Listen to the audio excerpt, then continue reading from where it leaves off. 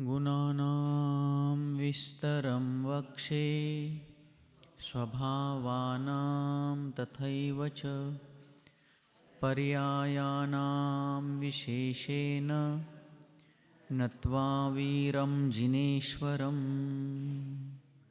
बोलिए पंच परमेष्ठी भगवान की, द्वादशांग जिनवानी माता की, परम पूज्य आचार्य भगवान श्री देवसेन मुनि महाराज की, चारित्र्य चक्रवर्ती मुनिकुल पितामह योगींद्र चूड़ामणि धर्म साम्राज्य नायक 20वीं शताब्दी के प्रथम आचार्य भगवान श्री शांति सागर जी मुनि महाराज की, दीक्षा गुरु शांतमूर्ति वात्सल्य रत्नाकर गुरुवर आचार्य भगवान श्री सन्मति सागर जी मुनि महाराज की, परम पूज्य आचार्य भगवान श्री विद्यासागर जी मुनि महाराज की, परम पूज्य आचार्य भगवान श्री वर्धमान सागर जी मुनि महाराज की, अहिंसा परमो धर्म की,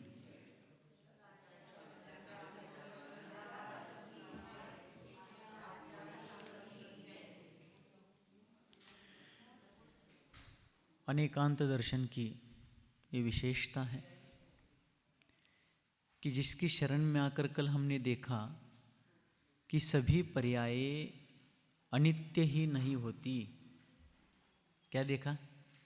सभी पर्याय अनित्य ही नहीं होती, कुछ पर्याय नित्य भी होती। हाँ, उन नित्य पर्यायों में सूक्ष्म परिवर्तन अर्थ पर्याय होती रहेगी, लेकिन उनका स्थूल रूप वैसा का वैसा रहेगा।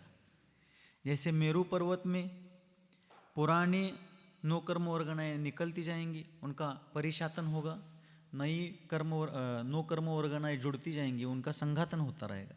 लेकिन मेरू रूप जो आकार है वो अनादि अनंत है। व्यंजन पर्याय अनादि अनंत है, ठीक है, लेकिन अर्थ पर्याय रूप से परिवर्तन होता रहेगा। तो सभी पर्याय अनित्य ही होती है ऐसा नहीं है। दूसरी बात, सिद्ध पर्याय है, वो कैसे है? सादी अनंत है, उसकी शुरुआत हुई है लेकिन अंत नहीं होगा। किस अपेक्षा से? द्रव्य की स्वभाव द्रव्य व्यंजन पर्याय की अपेक्षा से। जीव द्रव्य की स्वभाव द्रव्य व्यंजन पर्याय के भेदों में देखा था अपन ने। जीव द्रव्य की विभाव द्रव्य व्यंजन पर्याय, विभाव गुण व्यंजन पर्याय, स्वभाव द्रव्य व्यंजन पर्याय, स्वभाव गुण व्यंजन पर्याय। विभाव द्रव्य व्यंजन पर्याय में क्या बताया था? विभाव द्रव्य व्यंजन पर्यायाश्च चतुर्विधा नर नारकादि पर्यायाः अथवा चतुरशीति लक्षा योनयः, ऐसा बताया था उन्होंने वहाँ पर। क्या बताया था? कि विभाव द्रव्य व्यंजन पर्याय क्या है? 4 गति रूप है, अथवा उन्हीं 4 गति से संबंधित 84 लक्ष्य योनि रूप है।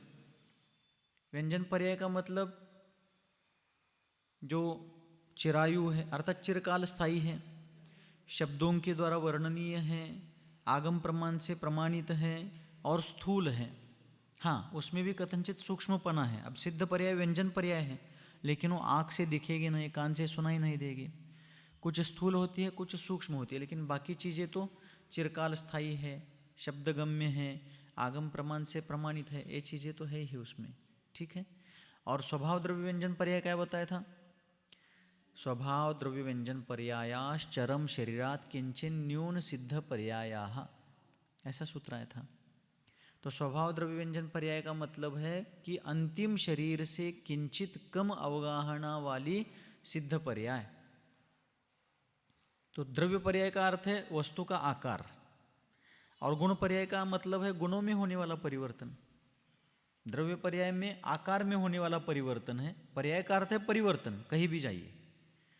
तो द्रव्य पर्याय का अर्थ है आकार में होने वाला परिवर्तन, और गुण पर्याय का अर्थ है गुणों में होने वाला परिवर्तन। हरे से पीला, खट्टे से मीठा इत्यादि। ज्ञान गुण की मति से श्रुत ज्ञान, श्रुत ज्ञान से मति ज्ञान, अथवा इन सभी ज्ञानों का व्यय होकर, ज्ञान पर्यायों का व्यय होकर केवल ज्ञान पर्याय की उत्पत्ति होती है। मिथ्या ज्ञान पर्याय का व्यय होकर के सम्यक ज्ञान पर्याय की उत्पत्ति होती है। कभी कभी दुर्भाग्य से सम्यक ज्ञान पर्याय का व्यय होकर के मिथ्या ज्ञान फिर से हो जाता है। ऐसा सब परिणमन होता रहता है। तो आचार्य कहते हैं कि इस प्रकार पर्याय, कल अपन 4 भेद देख रहे थे। कौन से? अनादि अनंत, अनादि शांत, सादी अनंत और सादी शांत, ठीक है। वो चारों प्रकार की पर्याय उदाहरण सहित देखी थी, ध्यान में आया होगा वो सब विषय। आगे बढ़ेंगे। अब यहाँ पर्यायार्थिक नय के 6 भेदों में से 2 भेद देखने के बाद तीसरा भेद बताने के लिए आचार्य देव पृष्ठ क्रमांक 112 सूत्र क्रमांक 60 आलाप पद्धति परमागम के 60वें सूत्र में पर्यायार्थिक नय का तीसरा भेद बताते हैं। ठीक है, शुरू करें। सत्ता गौणत्वेनोत्पाद, सत्ता गौणत्वेनोत्पाद व्यय ग्राहक स्वभावो, व्यय ग्राहक स्वभावो, सत्ता गौणत्वेनोत्पाद व्यय ग्राहक स्वभावो, स्वभावो नित्य शुद्ध। स्वभाव को फिर से इसलिए लिया क्योंकि आगे सिर्फ नित्य शुद्ध बोलेंगे तो नित्य कहलाएगा, अनित्य शुद्ध अर्थ निकालना है, अनित्य शुद्ध का उच्चारण होना चाहिए। स्वभावो नित्य शुद्ध पर्यायार्थिको यथा समयम समयम प्रतिपर्याया विनाशिनः सत्ता गौणत्वेनोत्पाद व्यय ग्राहक स्वभावो नित्य शुद्ध पर्यायार्थिको यथा समयम समयम प्रतिपर्याया विनाशिनः।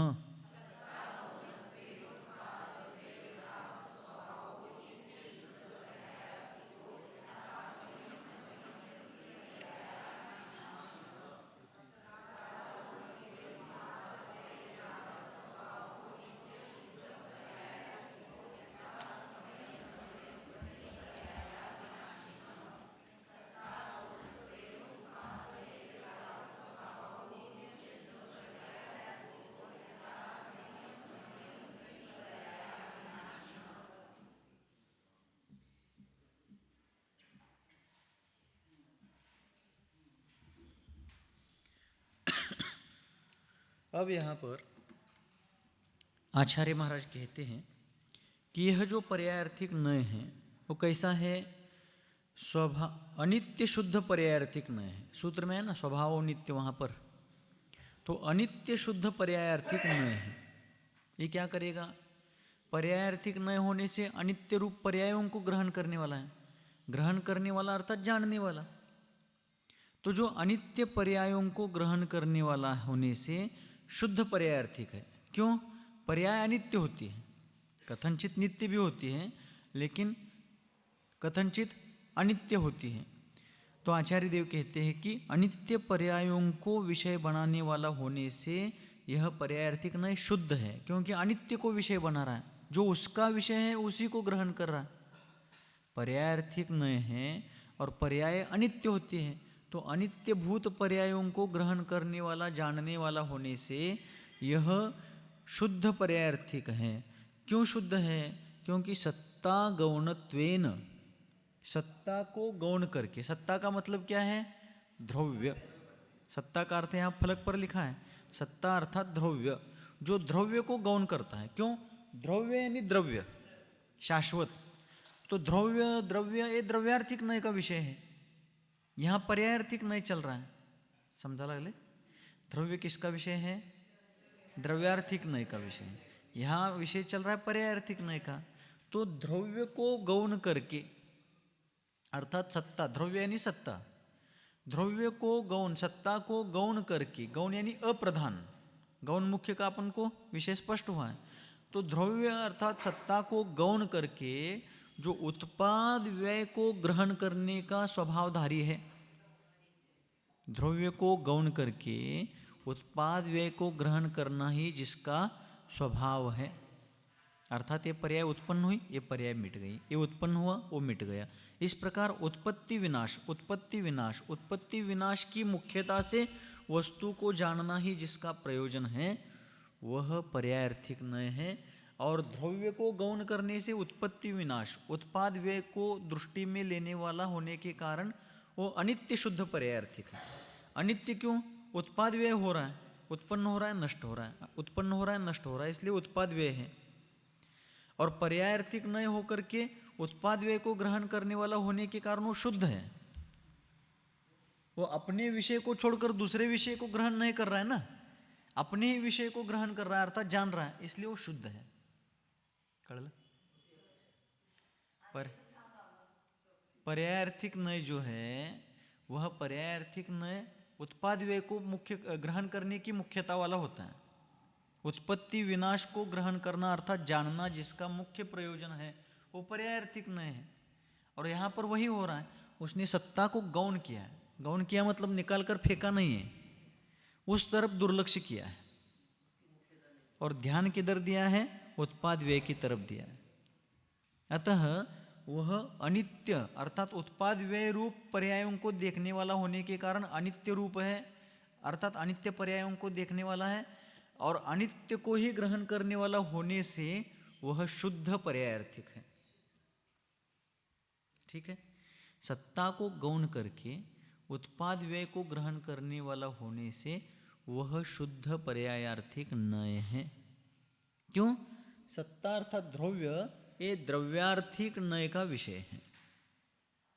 जैसे आंख से सुना, कान से देखा, ऐसा होता है क्या?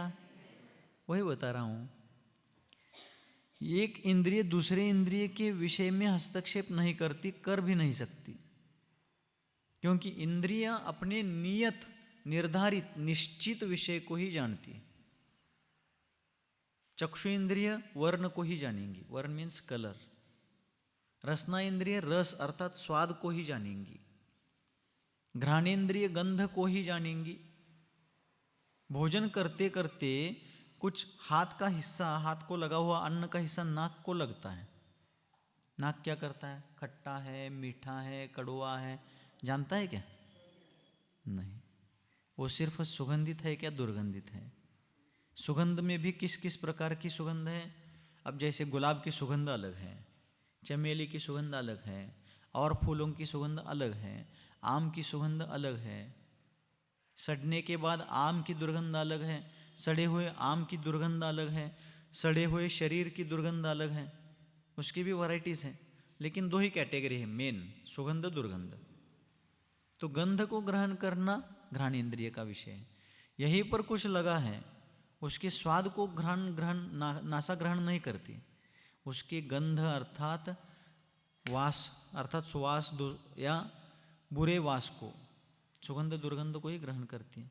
उसी प्रकार द्रव्यार्थिक नय का विषय है उत्पाद व्यय की मुख्यता, और पर्याय द्रव्यार्थिक नय का विषय है सत्ता अर्थात द्रव्य, और पर्यायार्थिक नय का विषय है उत्पाद व्यय की मुख्यता। एक मेघ के विषय का वो निषेध नहीं करती है। नाक को कुछ लगने पर इसमें सिर्फ सुगंधी होना चाहिए, रस क्यों है इसमें, ऐसा नाक नहीं कहेगी, बस वो गंध को ग्रहण करेगी। वैसे ही पर्यायार्थिक नय उत्पाद व्यय को जानेगा मुख्य करके, द्रव्यार्थिक को गौण करेगा अर्थात द्रव्य को गौण करेगा, और द्रव्यार्थिक नय उत्पाद व्यय को गौण करके द्रव्य को अर्थात सत्ता को मुख्य करके जानेगा। तो महाराज ये क्या जरूरी है क्या सब पढ़ना सुनना? बहुत जरूरी है। क्यों? क्योंकि पर्याय मूढ़ ऐसा एक शब्द समय सार आदि ग्रंथों में आता है। पर्याय मूढ़ का मतलब मूढ़ यानी मूर्ख, और मूर्ख का अर्थ है अज्ञानी। अपन मूर्ख कहने पर कितना क्रोधित होते हैं, और अज्ञानी कहने पर उतना क्रोधित नहीं होते, लेकिन दोनों शब्दों का अर्थ एक ही है। तो पर्याय मूढ़ ऐसा शब्द आया है, 3 मूढ़ता बतलाई है सम्यक दर्शन के प्रकरण में। ठीक है, तो पर्याय मूढ़ का मतलब ये होता है कि अज्ञानवश संसारी जीव पुण्य पाप से प्राप्त होने वाली पर्याय को ही अपना निज रूप मानता है, निज स्वरूप मानता है। 2-3 दिन के दरमियान ही देखा था अपन ने, मैं सुखी दुखी मैं रंक राव, मेरे धन गृह गोधन प्रभाव, मेरे सुततीय मैं सबल दीन, बेरूप सुभग मूरख प्रवीण। पुण्य पाप से जैसी पर्याय प्राप्त हो रही है उस पर्याय को ही अपना मूल स्वरूप निज स्वरूप मानता है। हाँ, हम भी कहते हैं कि मैं मनुष्य हूँ, लेकिन किस दृष्टि से? पर्यायार्थिक नय की अपेक्षा से। पर्याय दृष्टि से मैं मनुष्य हूँ, द्रव्य दृष्टि से मैं ज्ञान दर्शन चैतन्यमयी जीव हूँ। सभी का ऐसा ही है, ये इसलिए जानना जरूरी है। जो दिख रहा है वो मूल स्वभाव नहीं है। कर्मोदय जन्य प्राप्त पर्याय और उससे संबंधित परिस्थितियां हैं ये सब। सुखी दुखी, रंक, राव, राजा या प्रजा इत्यादि जो है, ये सब क्या है? पर्याय, पर्याय जनित पर्याय है, पर्याय से संबंधित परिस्थितियां हैं। इसीलिए पर्यायार्थिक नय का विषय जानना, द्रव्यार्थिक नय का विषय जानना। आचार्य पूज्यपाद स्वामी जी ने इष्टोपदेश में एक श्लोक दिया, न मे मृत्यु कुतो भीतिर, न मे व्याधि कुतो व्यथा, ना हम बालो न वृद्धो हम, न इवैतानि पुद्गले। 31 दिसंबर 2010 को हमारे आचार्य महाराज सन्मति सागर जी महाराज को कस्बे डिग्रज में बहुत बड़ा हार्ट अटैक आया था। उसके पहले भी आया था 12 दिसंबर को, उसी वर्ष उसी महीने में बहुत बड़ा आया था। लेकिन वो शांत लेटे थे, मैं वही था घंटों तक। मैं सोच रहा हूँ कि हर्निया के कारण इनको तकलीफ हो रही होगी इसलिए लेटे। हर्निया की तकलीफ थी उनको। चौके में दूर गए थे उस दिन, दूसरी तीसरी मंजिल पर आहार हुआ था, तो तकलीफ होने के कारण लेटे होंगे शवासन में, ऐसा सोच रहा हूँ। शाम को जब वो कार्डियोग्राम वगैरह क्या क्या करते, ECG वगैरह वो करने पर एक डॉक्टर झड़के थे, झड़के कुरुंदवाड़ के, अभी सांगली में रहते, उन्होंने बताया कि इनको इतना बड़ा मेजर अटैक आया था कि दूसरा कोई इनकी जगह होता तो ऑन द स्पॉट चला जाता। लेकिन ये तपस्वी है, साधु है, संत है, अत्यंत शांत परिणामी है, इसीलिए इसमें टिके हैं। अब आचार्य सन्मति सागर जी महाराज शांत थे क्या उग्र परिणामी थे? आप लोगों को बताने की कोई मुझे आवश्यकता नहीं लगती, क्या बताना पड़ेगा? संत वहाते कृष्णा नदी में कभी कभी बाढ़ के कारण लहरें उत्पन्न होती हैं, लेकिन उनमें कभी लहरें उत्पन्न नहीं होती थी। का ते लहरी न होते। ऐसे शांत परिणाम, जीवन भर कषाय संलग्न स्वाभाविक रूप से जीने वाले साधक थे वो। फिर औषध उपचार के कारण थोड़े से वो शारीरिक व्याधि कम हो गई। लेकिन 31 दिसंबर को रात्रि 8:30 के दरमियान सामायिक पूरा करने के बाद मैंने उनकी घास की चटाई बिछा दी। वे लघुशंका जा कर के आए और जैसे ही वे लेट गए, लेटने के बाद मैं भी जाप्य करते बैठा था। अब कुछ देर बाद मैं भी विश्राम करने के मूड में था, विचार में था। उतने में वे लेटे थे, 5-10 मिनट बाद थोड़ी हलचल दिखाई दी।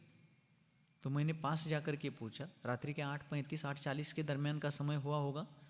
पास जाकर के पूछा तो उन्होंने ऐसा हाथ किया, मतलब छाती में दर्द हो रहा है। तो उस समय कस्बे डिग्रज की बात है, यहाँ पास में मंदिर के पीछे वाले संत भवन में हम थे और बाकी सारा संघ, क्योंकि वहाँ जगह कम थी, आचार्य महाराज और मैं हम दोनों वहाँ पर थे। बाकी आगे के एक संत भवन में और मंदिर के लगे हुए एक संत भवन में बाकी महाराज थे। तो उन्होंने ऐसा करते ही तुरंत मैं गया और सिद्धांत सागर जी महाराज को बुला लाया। इतने में 2-3 मिनट व्यतीत हो गए। जब मैं गया था उनको बुलाने, तब वे दाईं करवट पर सोए थे, उजव्या अंगावरती। और जब मैं सिद्धांत सागर जी महाराज को लेकर के आया, तब वे उठ करके ऐसे बैठे थे, इस मुद्रा में। मुझे दिख रहा है वो सब दृश्य अभी।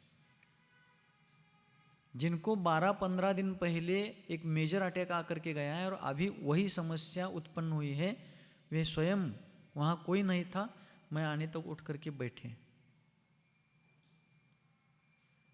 तुरंत वो एक लेप वगैरह दिया था डॉक्टर्स ने, वो लगाया। डॉक्टर्स को संपर्क किया गया, डॉक्टर भी आ गए, लेकिन तब तक वो कम हो गया था दर्द। दूसरे दिन हमने पूछा कि आचार्य महाराज, आपको इतना बड़ा अटैक आकर के गया था और कल भी रात में वेदना होने लगी थी, मैं महाराज को बुलाने गया था और तब तक आप स्वयं ही उठकर बैठे थे ध्यान मुद्रा में, क्या आपको डर नहीं लगा? आप क्या विचार कर रहे थे उस समय?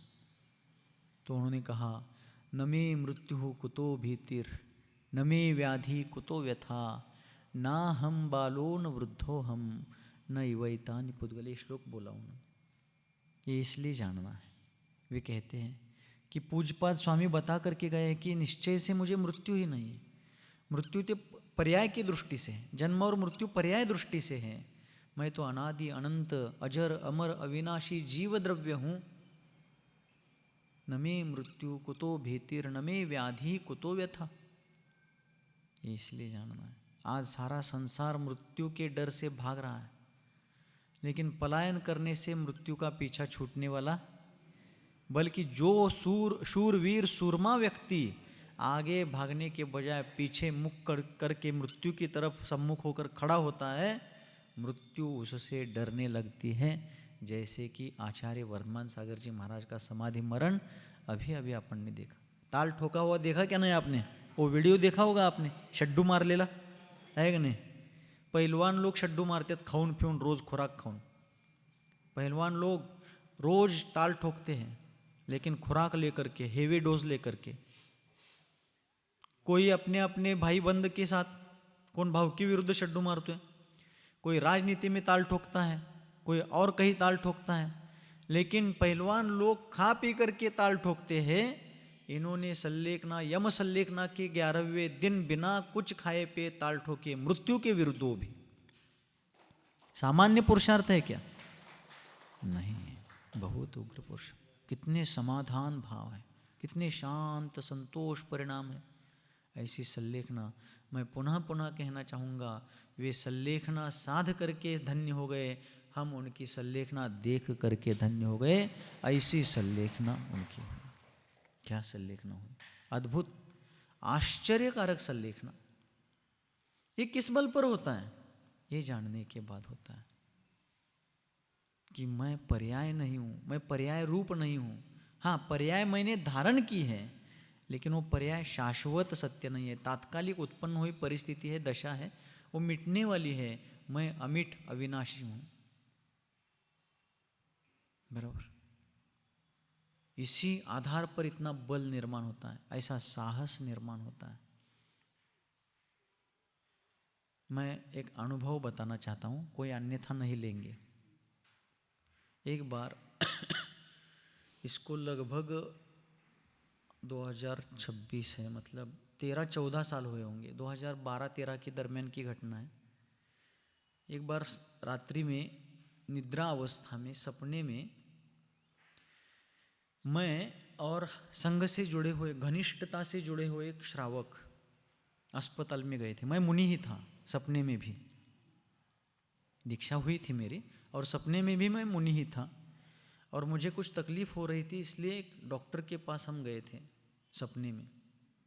देख करके डॉक्टर ने मुझे कहा कि आपको कैंसर हुआ है। सपने में, हाँ, नाही आणि औषधी देऊन घेऊन इच्छिला। मुझे देखकर डॉक्टर ने कहा कि आपको कैंसर हुआ है।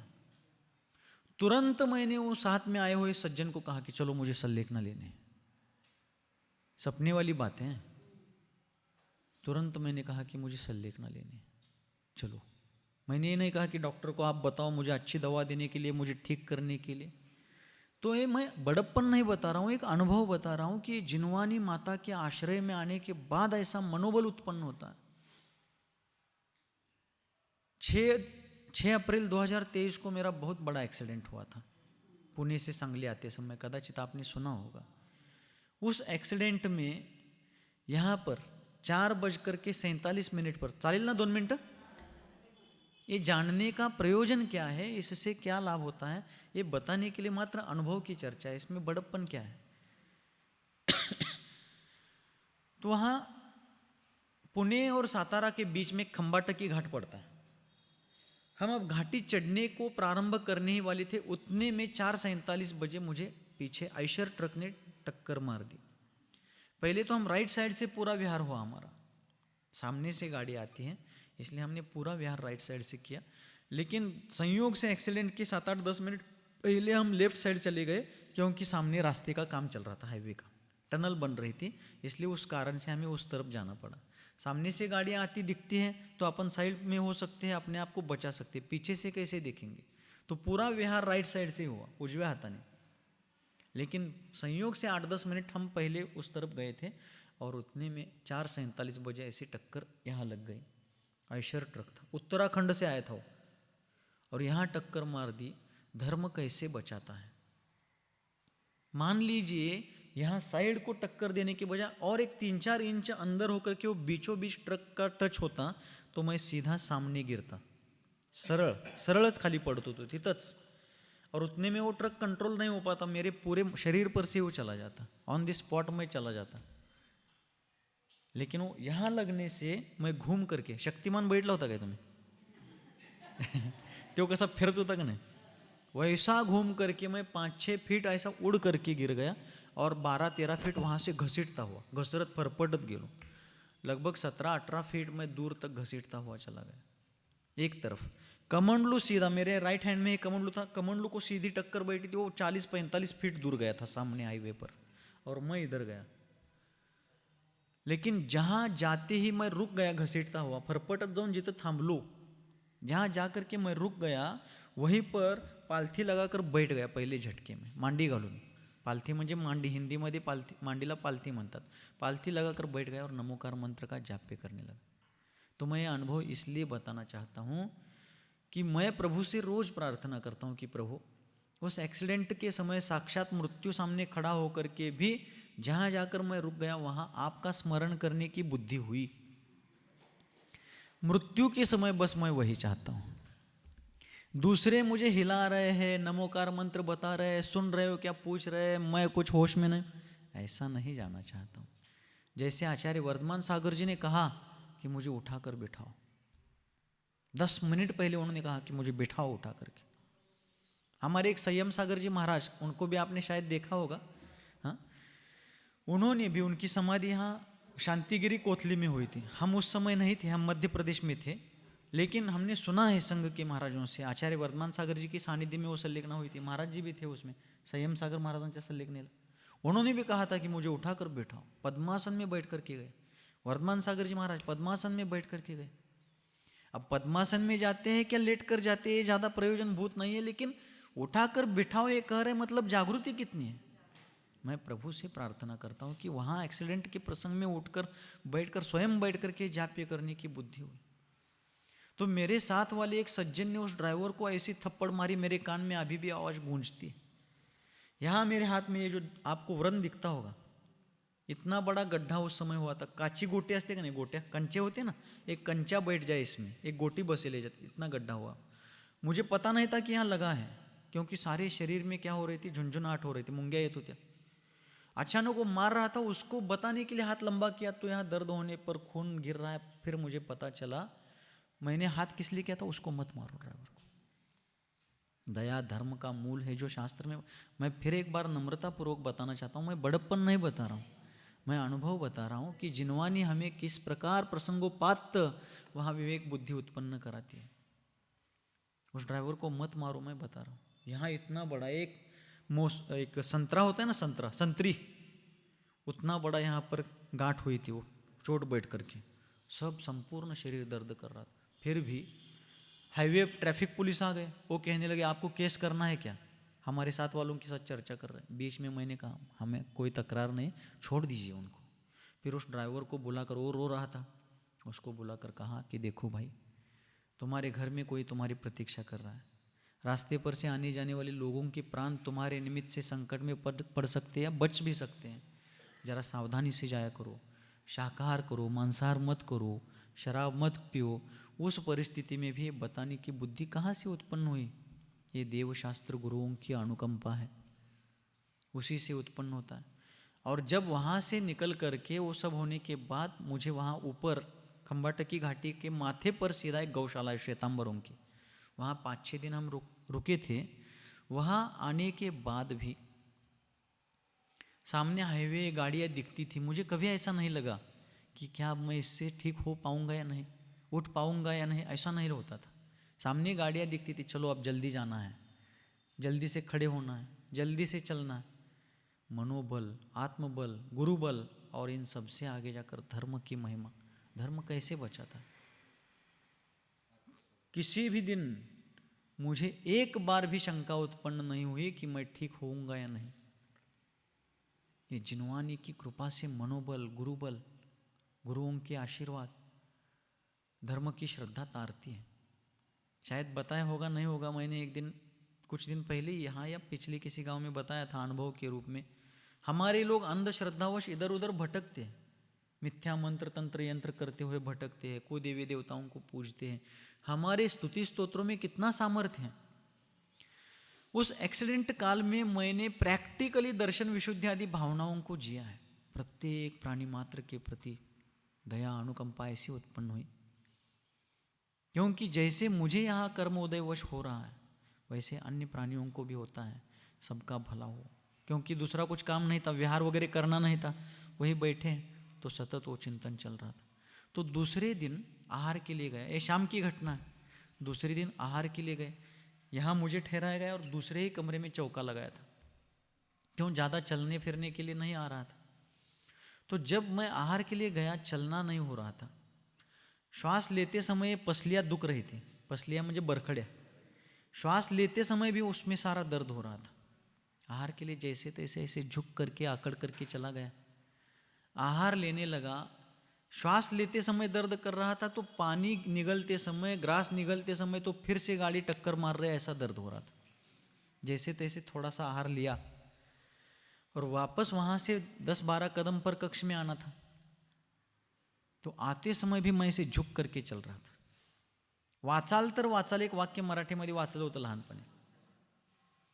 तो चलते समय, झुक कर चलते समय पढ़ी हुई एक बात याद आ गई। किसी न्यूज़पेपर में मैंने बहुत वर्ष पहले पढ़ी थी। उसमें एक वाक्य था, झुकेगा नहीं साला। एक कोई इंटरव्यू था और उसमें वो वाक्य आया था, झुकेगा नहीं साला। वो वाक्य याद आ गया उस समय, झुक कर चलते समय। उसी जगह पर पहले मैं खड़ा हो गया और सीधा हो गया। दर्द तो हो रहा था लेकिन झुक करके चल रहा था, ऐसा वाकून आकड़ून चालू होतो, झुक करके चल रहा था। वो वाक्य याद आ गया, झुकेगा नहीं साला। वो याद आते पहले उसी जगह पर सीधा खड़ा हो गया, सीधा अंदर आ गया। फिर ज्ञान का ये लाभ होता है। और एक वाक्य उसी समय याद आ गया, मर्द को दर्द नहीं होता।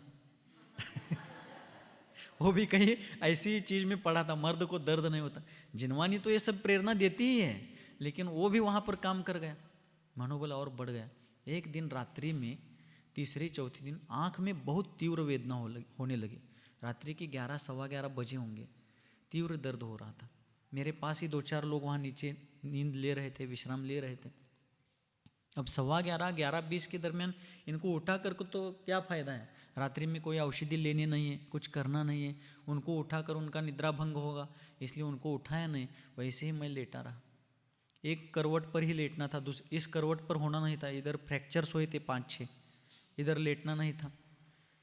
और ऐसी सारी स्थिति में वैसे ही लेटा रहा।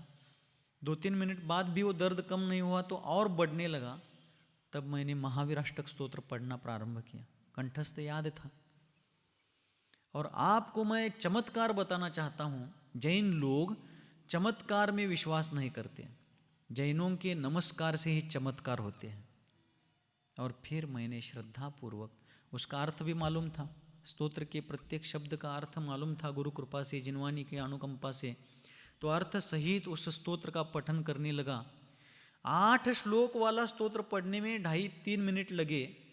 उतने में वो दर्द जो चला गया, आज तक आंखों में दर्द नहीं हुआ। हमारे स्तुति स्तोत्रों में इतना सामर्थ्य है, इतनी शक्ति है। हमें श्रद्धा भक्ति पूर्वक, यथार्थ श्रद्धा पूर्वक बस उनकी आराधना करनी चाहिए। धर्म कैसे रक्षा करता है ये मैंने उसमें देखा है। उस प्रसंग में मुझे जब भी उस प्रसंग का याद करता हूँ, मुझे ऐसा लगता है कि वो एक्सीडेंट हुआ बहुत अच्छा हो। क्यों? उससे हमें पता चला कि हम कितना सहन कर सकते हैं, किस लेवल की वेदनाएं अपन सहजता से सहन कर सकते हैं, उसमें भी कितना निराकुल रह सकते हैं, उसमें भी किस प्रकार तत्व चिंतन, दर्शन विशुद्धि आदि भावनाओं का चिंतन हो सकता है। स्तुति स्तोत्रों के माध्यम से तीव्रतम वेदनाएं कैसी गायब पल भर में हो सकती है, और धर्म की श्रद्धा कितनी और दृढ़ हो सकती है, ये मैं अनुभव बता रहा हूँ। मेरा कोई इसमें गर्व नहीं है, बड़प्पन बताने का इंटेंशन नहीं है। बस धर्म कैसे रक्षा करता है, अपना मनोबल, आगम का ज्ञान, गुरुओं की कृपा कैसे तारती है, बस इतना बताना था। तो ये सब पढ़ना इसीलिए है। नमे मृत्यु कुतो भीतिर। डॉक्टर झड़के कहते कि साक्षात हार्ट अटैक के रूप में गुरुदेव के सामने मृत्यु खड़ी थी, लेकिन वे शांत लेटे थे। 15 दिन बाद जब अटैक आता है तब पूछने पर कहते हैं नमे मृत्यु कुतो भीतिर, श्लोक का चिंतन कर रहा था मैं उठकर बैठता हुआ। तो ये सब जिनवानी से सामर्थ्य निर्माण होती है। अपन इसीलिए पढ़ रहे हैं, अपन टाइम पास के लिए, मनोरंजन के लिए पढ़ रहे हैं क्या? आपको इतने लोग दूर दूर से, शहर से आए आप लोग, क्या घर में कोई काम नहीं था, घर से आपको निकाला गया इसलिए आए क्या आप लोग यहाँ? घर की सारी जिम्मेदारियों को निभाते हुए भी, समय एडजस्ट करते हुए आप यहाँ पर आ रहे हैं। तो इस सब का लाभ ये है कि सत्य का प्रकाशन करना, वास्तविक वस्तु स्वरूप को जानना, पर्यायात्मक दृष्टि से भी वस्तु को जानना, और उसके नित्य धर्म अर्थात शाश्वत द्रव्य स्वरूप की दृष्टि से भी उसको जानना है। और दोनों दृष्टि से जानकर अनेकांतवाद के माध्यम से हमें वस्तु का दर्शन करना है। क्या लिखा है? ये क्या है? जैन। ये क्या है? जैनी। ठीक है, हमको जैन नहीं जैनी बनना है। क्यों पूछिए?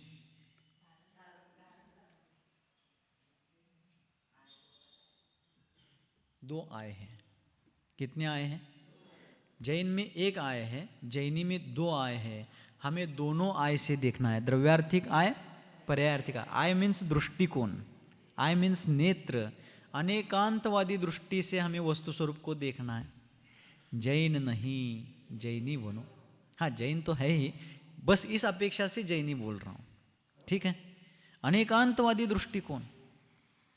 एकांत में भी अनेकांत है, अनेकांत में भी एकांत है, इसलिए हमें अनेकांतवादी व्यापक दृष्टिकोण से वस्तु स्वरूप को देखना है। महावीर भगवान बहुत पापी है। मैंने कहा महावीर भगवान बहुत पापी है। महावीर के अनुयायी मेरे ऊपर लाठी डंडे लेकर के मारने के लिए आएंगे मेरे तरफ, लेकिन मेरे दृष्टिकोण को समझने का प्रयास किया जाए। महावीर भगवान बहुत पापी है, वर्तमान पर्याय की अपेक्षा से नहीं, पुरुरवा भील की पर्याय की दृष्टि से, मारीची पर्याय की दृष्टि से, उसके बाद भी सिंह पर्याय तक आने तक की उनकी जो पर्याय हैं, तब तक वो पाप बहुल जीवन जीता रहे ज़्यादातर, उन पर्यायों की अपेक्षा से भी पापी। महावीर पर्याय और महावीर के बाद सिद्ध पर्याय की दृष्टि से नहीं। आप सभी लोग परमात्मा हैं, तो आप लोग ऐसे फूल जाएंगे, हरकून जाणार तुम। वर्तमान की दृष्टि से परमात्मा नहीं है। कुछ काल बाद आप जिस रूप में ढलने वाले हैं उस दृष्टि से, तो यही अनेकांत है। ठीक है, इसलिए हमें जैन नहीं, दोनों ऐसे देखना है, द्रव्यार्थिक नहीं पर्यायार्थिक। आई मीन्स नेत्र। ठीक है, और नेत्र से ही देखा जाता है। वैसे ही तत्व दृष्टि, ये चर्म दृष्टि है, चर्म चक्षु वाली दृष्टि है। ज्ञान दृष्टि, तत्व दृष्टि से सकल वस्तु स्वरूप को देखना है, विकल वस्तु स्वरूप को नहीं देखना है। ठीक, तो इस प्रकार आचार्य देव कहते हैं कि सत्ता को गौण करके उत्पाद व्यय को ग्रहण करने का जिसका स्वभाव है, ग्रहण करना यानी जानने का जिसका स्वभाव है, ऐसा अनित्य शुद्ध पर्यायार्थिक जो न है, वो कहता है कि यथा यानी जैसे समयम समयम प्रति पर्याया विनाशिनः, प्रति समय प्रत्येक पर्याय, समयम समयम यानी प्रत्येक समय में, प्रति यानी प्रत्येक पर्याय विनाशशील है। एक किस दृष्टि से? अर्थ पर्याय की दृष्टि से। कौन सी पर्याय की दृष्टि से? क्योंकि समयवर्ती तो अर्थ पर्याय है, व्यंजन पर्याय तो चिरकाल स्थायी है, सेकंड के लिए, मिनट के लिए, मुहूर्त के लिए, घटिका, पक्ष, मास, दिन, सप्ताह इत्यादि, या कल्पकाल आदि या अनंत काल के लिए भी व्यंजन पर्याय है। जैसे अनादि नित्य पर्यायार्थिको यथा पुद्गल पर्यायो नित्यो मेरवादि। कल सूत्र देखा है अपन ने। अनादि अनंत पर्याय जो है वो पुद्गल की पर्याय नित्य है, मेरु पर्वत आदि, कुलाचल पर्वत है, स्वर्ग के विमान है, नरक के बिल है, या द्वीप समुद्र आदि है, ये सब जो है अनादि नित्य अर्थात अनादि अनंत है। और संसारी जीव की पर्याय जो है अभव्य जीव की, वो अनादि अनंत पर्याय है संसार पर्याय की दृष्टि से। लेकिन वो सब होते हुए भी उनमें प्रति समय जो परिवर्तन हो रहा है वो अर्थ पर्याय कैसे है? समयम समयम प्रति पर्याया विनाशिनः। ठीक है, इसलिए आचार्य देव कहते हैं कि सत्ता को अर्थात द्रव्य को गौण करके उत्पाद व्यय को ग्रहण करने जानने की जिसकी मुख्यता है, ऐसे स्वभाव वाले अनित्य शुद्ध पर्यायार्थिक नय की अपेक्षा से समयम समयम प्रति समय प्रत्येक समय में प्रत्येक पर्याय विनाशशील है। अभी अपन यहाँ इस कक्षा को प्रारंभ करने के पहले 40 मिनट जवान थे, अब 40 मिनट से हम बूढ़े हो गए। बुढ़ापे की ओर बढ़ गए क्या? नहीं नहीं महाराज, हम बूढ़े कैसे हो सकते हैं? गोदरेज हेयर डायल है ना हमारा। बेंदूर, महाराष्ट्र बेंदूर, कर्नाटक बेंदूर, महाराष्ट्र बेंदूर, ऊपर से कितना भी कुछ भी किया जाए भीतरी परिणमन रुकने वाला नहीं है। हम कृत्रिम रूप से कितने भी जवान दिखने का प्रयास करें, बुढ़ापा निरंतर आ रहा है। जन्म जरा मृत्यु, जरा यानी बुढ़ापा। भोग भूमि के जीव और स्वर्ग के जीव बुढ़ापे से युक्त नहीं होते। हाँ, मरते जरूर हैं लेकिन उनमें बुढ़ापा नहीं आता। और तीर्थंकर जैसे जो जीव होते हैं उनको बुढ़ापा नहीं आता है। तीर्थंकर, देवगति के जीव और भोग भूमि के जीव, इनमें बुढ़ापा नहीं आता है। मृत्यु जरूर होती है, वो पर्याय मिटती जरूर है। तीर्थंकरों की भी मृत्यु होती है, नहीं होती? कैसे? तीर्थंकरों की पंडित मरण अर्थात निर्वाण कल्याणक होता है, अर्थात मोक्ष कल्याणक होता है। उनके मोक्ष कल्याणक को मरण क्यों कहा? पंडित मरण, आयु का क्षय होना मरण है, ऐसी मरण की व्याख्या है। उस दृष्टि से औपचारिक कथन किया है, क्योंकि उनके भी जीवन के अंत में 4 आघातीय कर्मों का नाश करते हैं ना वो, तो उसमें 4 आघातीय कर्मों में एक आयु कर्म भी है, तो उसका भी विनाश हो रहा है। उस दृष्टि से औपचारिक विवक्षा लगा करके उसको मृत्यु कहा गया उस घटना को, लेकिन है तो वो निर्वाण अर्थात मोक्ष कल्याण। ठीक है, तो इसलिए प्रति समय प्रत्येक पर्याय का विनाश हो रहा है, ऐसा इसमें बताया गया। अब आगे अगले सूत्र में 61वें सूत्र में पर्यायार्थिक नय का चौथा भेद बताते हैं। सूत्र क्रमांक 61, सत्ता सापेक्ष स्वभावो नित्याशुद्ध पर्यायार्थिको यथा एकस्मिन् समये त्रयात्मकः पर्यायः सत्ता सापेक्ष स्वभावो नित्याशुद्ध पर्यायार्थिको यथा एकस्मिन् समये त्रयात्मकः पर्यायः।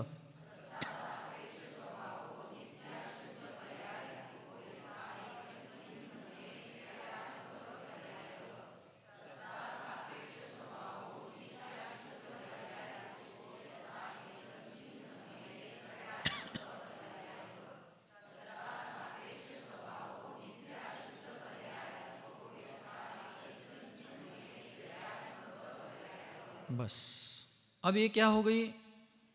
तीसरे भेद से उल्टा ये चौथा भेद है। 60वें सूत्र में क्या बताया था? सत्ता गौणत्वेन। यहां क्या है? सत्ता सापेक्ष है। 60वें सूत्र में तीसरा भेद बताते हुए सत्ता को गौण करने वाला कहा था, यहां सत्ता सापेक्ष स्वभावी कहा। तीसरे भेद में सत्ता निरपेक्ष है, चौथे भेद में सत्ता सापेक्ष है। गौण यानी निरपेक्ष, ठीक है। सत्ता को गौण किया था तीसरे भेद में, चौथे भेद में सत्ता की अपेक्षा रख करके, यानी उत्पाद व्यय के साथ साथ सत्ता को भी ग्रहण करता है। इसलिए क्या हो गया? नित्य शुद्ध पर्याय, नित्य अशुद्ध पर्यायार्थिक। कैसा हो गया? एक ही मिनट, पुस्तक में एक मिस्टेक हुआ है, वहां नित्य शुद्ध क्या है, वहां अनित्य शुद्ध चाहिए। हाँ, जैसे पुस्तक में सत्ता सापेक्ष स्वभाव कहा है ना, उसके आगे नित्य है, उसके बीच में खंडाकार चिन्ह यस चिन्ह कीजिए। हाँ, यस कीजिए वहां पर। सत्ता सापेक्ष स्वभावों के आगे चाहिए, नित्य और स्वभाव के बीच में, और स्वभाव के बीच में। हाँ, वो चिन्ह चाहिए ही, ऐसा कोई नियम नहीं है, ठीक है। जो व्याकरण के जानकार है वो बिना चिन्ह के भी जान सकते हैं, लेकिन कभी कभी किसी किसी प्रसंग में कंफ्यूजन हो सकता है, इसलिए उस चिन्ह से थोड़ी सी सुविधा हो जाती है। तो आप वहाँ पर पेंसिल से, पेन से मत कीजिए, पेंसिल से एक चिन्ह कर लीजिए, यस चिन्ह, खंडाकार चिन्ह, द्विखंड चिन्ह कर दीजिए। हो गया। तो सत्ता सापेक्ष स्वभावी अनित्य अशुद्ध पर्यायार्थिक नहीं। अब इसको अनित्य अशुद्ध पर्यायार्थिक क्यों कहा? पर्याय को ग्रहण करने वाला होने से अनित्य तो है, लेकिन अशुद्ध क्यों हो गया? अशुद्ध इसलिए हो गया क्योंकि ये मात्र उत्पाद व्यय को ग्रहण ना करते हुए उसके साथ साथ सत्ता को भी ग्रहण कर रहा है। सत्ता का विषय है द्रव्यार्थिक नय का, लक्ष्य इकड़ा है, सत्ता का विषय द्रव्यार्थिक नय का है, लेकिन ये द्रव्यार्थिक नय के विषय को भी पर्यायार्थिक होकर के भी ग्रहण कर रहा है। उत्पाद व्यय को ग्रहण तो कर रहा है, लेकिन उसके साथ साथ सत्ता अर्थात द्रव्य को भी ग्रहण कर रहा है, द्रव्यार्थिक नय के भी विषय को ग्रहण कर रहा है, इसलिए अशुद्ध हो गया। सत्ता सापेक्ष स्वभावो नित्याशुद्ध पर्यायार्थिको यथा एकस्मिन् समये त्रयात्मकः पर्यायः। तो यहाँ आचार्य देव कहते हैं कि सत्ता को गौण करने का जिसका अभिप्राय वास्तव में होना चाहिए, ऐसा ना करके पर्यायार्थिक होते हुए भी जिसने सत्ता को ग्रहण करके उत्पाद व्यय सहित जाना है, वह अनित्य अशुद्ध पर्यायार्थिक नहीं है। उत्पाद व्यय को तो जान रहा है, लेकिन साथ साथ सत्ता को भी ग्रहण कर रहा है। पर्यायार्थिक होने के कारण उत्पाद व्यय के विषय को जानता हुआ भी साथ साथ द्रव्यार्थिक नय के सत्ता अर्थात द्रव्य को भी जान रहा है, इसलिए अशुद्ध पर्यायार्थिक नय हो गया। और वो कहता है कि जैसे एकस्मिन समय अर्थात एक ही समय में त्रयात्मकः पर्याय, तीनों प्रकार की पर्याय, उत्पाद रूप भी, व्यय रूप भी और द्रव्य रूप भी। ठीक है। पर्यायार्थिक में वास्तव में उत्पाद व्यय की मुख्यता रहेगी, लेकिन ये पर्यायार्थिक होकर के भी उत्पाद व्यय के साथ साथ द्रव्य को भी ग्रहण कर रहा है, इसलिए अशुद्ध हो गया। और त्रयात्मक पर्याय यानी एक ही समय में द्रव्य कैसा होता है, उत्पाद रूप भी है, व्यय रूप भी है और द्रव्य रूप भी है। ठीक है। इस प्रकार इस नय ने क्या किया, पर्यायार्थिक नय होते हुए भी उत्पाद व्यय के साथ साथ द्रव्य को ग्रहण करने के कारण ये अशुद्ध पर्यायार्थिक नय हो गया। इस प्रकार इसमें आशय व्यक्त किया गया है। अगला विषय अगले सत्र में देखते हैं। बोलिए गुरुवर आचार्य भगवान श्री सन्मति सागर जी मुनि महाराज की। बोधि समाधि परिणाम शुद्धि स्वात्मोपलब्धि शिव सौख्य सिद्धि चिंतामणिं चिंतित वस्तु दाने त्वां वंदमानस्य ममास्तु देवी। नोजाप्य।